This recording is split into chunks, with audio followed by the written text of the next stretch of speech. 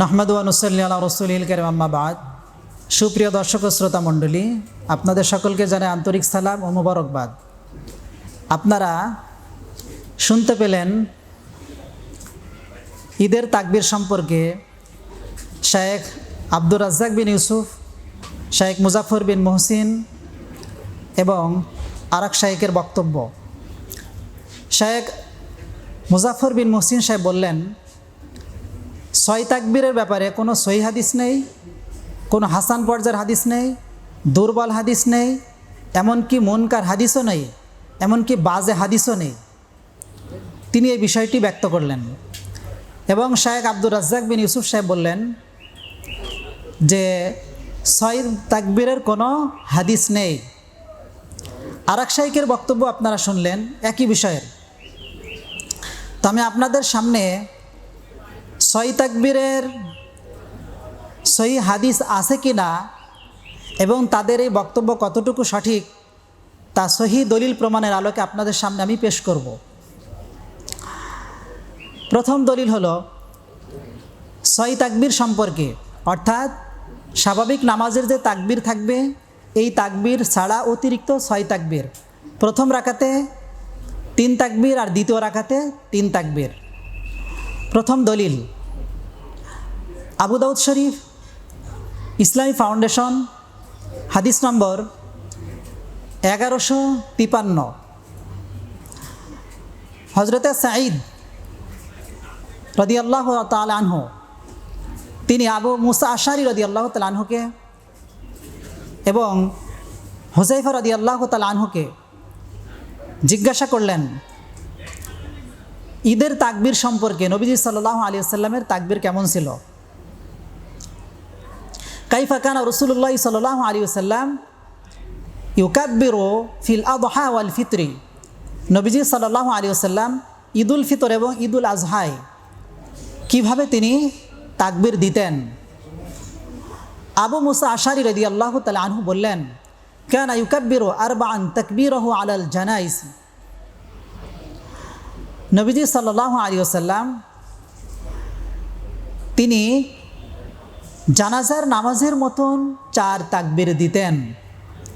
জানাজার নামাজের মতন 4 তাকবীর দিতেন।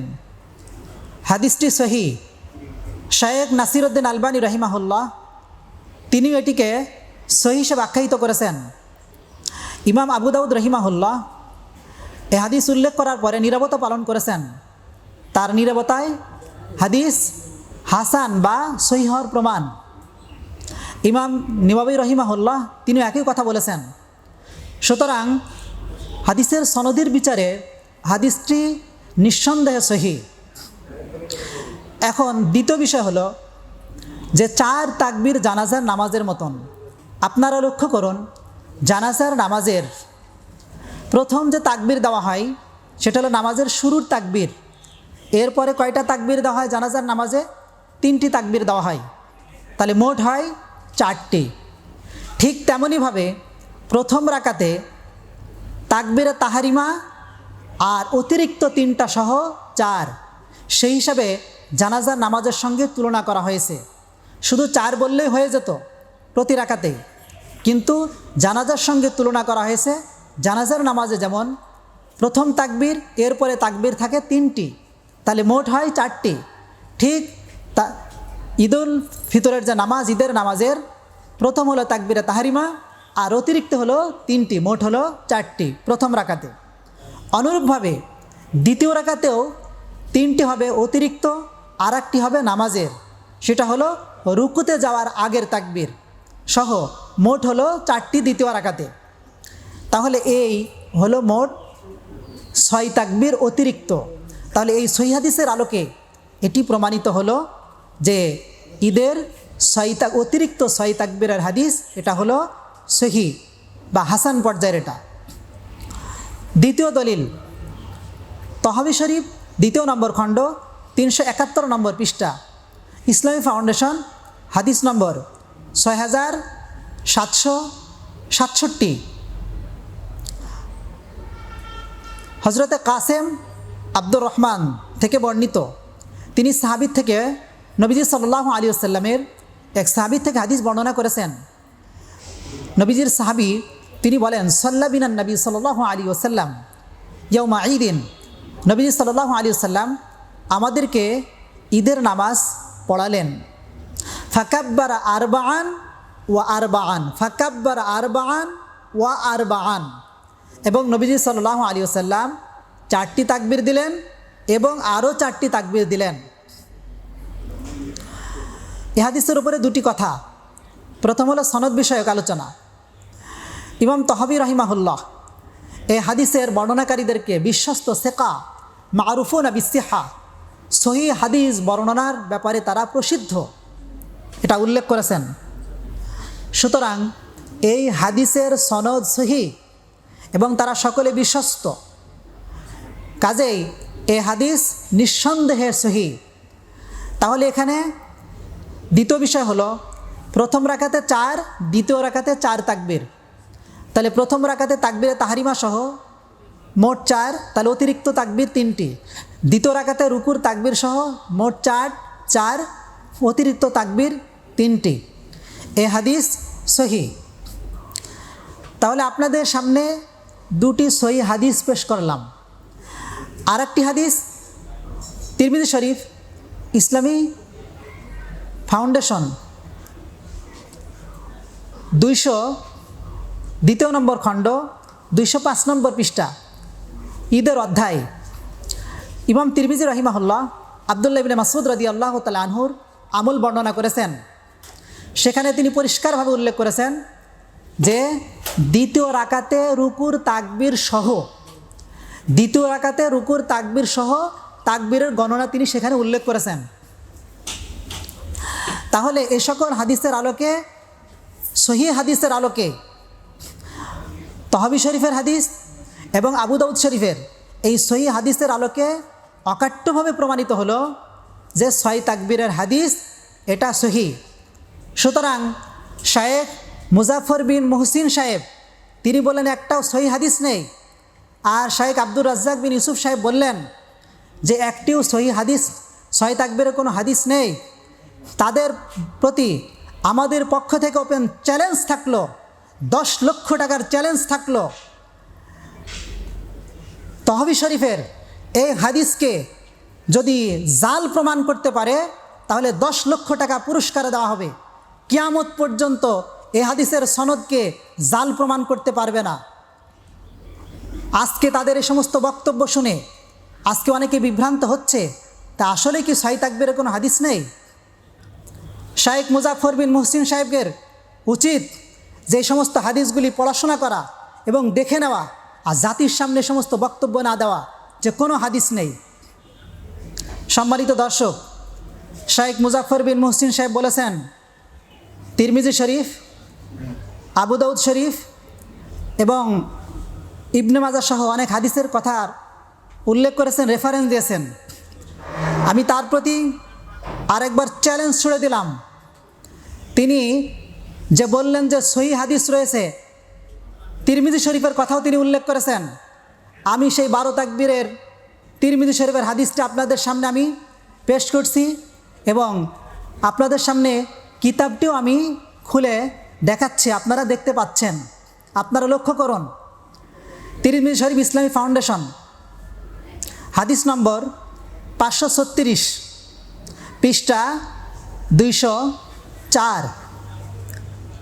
হাদিসটি কাসির ইবনে আবদুল্লাহ সূত্রে বর্ণিত 12 তাকবীরের হাদিস। প্রথম কথা হলো, আপনারা নিচে লক্ষ্য করলেই এই হাদিসের মান ইমাম তিরমিজি রাহিমাহুল্লাহ উল্লেখ করেছেন। এই হাদিসের মান উল্লেখ করতে যে তিনি হাদিসটিকে সহি বলেননি। ইমাম তিরমিজি রহমতুল্লাহ আলাইহির নিকটে হাদিস সহি হলে তিনি সহি উল্লেখ করেন, যদি সহি না হয় তাহলে তিনি সহি উল্লেখ করেন না। আপনারা পরিষ্কার দেখতে পাচ্ছেন এখানে সহি কথা তিনি উল্লেখ করেননি, এই হাদিসকে তিনি সহি বলেননি।